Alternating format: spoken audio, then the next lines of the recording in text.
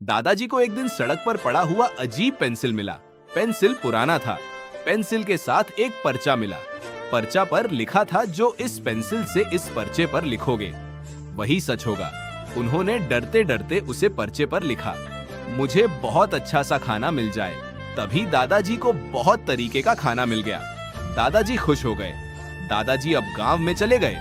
दादाजी ने फिर से परिचय पर लिखा, जितने भी कच्चे घर हैं गांव में सारे पक्के घर बन जाए। दादाजी के लिखते ही सभी गांव के कच्चे घर बड़े मकान में बदल गए। अब दादाजी ने सभी की मदद करना शुरू कर दिया। किसी के घर पैसे देने लगे। दादाजी किसी की दुकान बंद पड़ी थी, वह चालू हो गई। गांव वाले बड़े खुशी से कहने लगे, दादाजी के पास एक जादुई पेंसिल है। यही सब करते हुए उन्हें एक लालची आदमी देख लेता है और वह सोचता है कि यह पेंसिल मेरे पास होनी चाहिए। फिर वह दादाजी के घर में रात को जाता है और वह पेंसिल चुरा के भाग जाता है। शुरू शुरू में उसने भी पेंसिल से अच्छी काम करने शुरू किया। उसने अपने लिए लिखा, मेरे पास बहुत सारे पैसे और सोने के गन्ने आ जाए। उसके यह लिखते ही उसके पास बहुत सारे पैसे और सोने के गन्ने आ गए।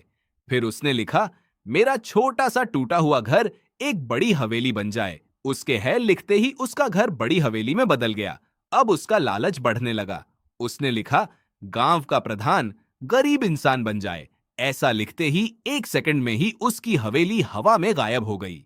उसके सारे पैसे भी गायब हो गए और उसके नए कपड़े भी गायब हो गए। अब वह पहले जैसे गरीब बन गया। अब वह डर गया। अगले ही पाल पेंसिल हवा में उड़ने लगी। मैं पेंसिल को पकड़ने के लिए दौड़ने लगा, लेकिन पेंसिल हवा में गायब हो गई। अगली सुबह दादाजी अपने दरवाजे पर उदास बैठे थे। इस समय दादाजी के हाथ में वह जादुई पेंसिल आ गई। दादाजी बहुत खुश हुए।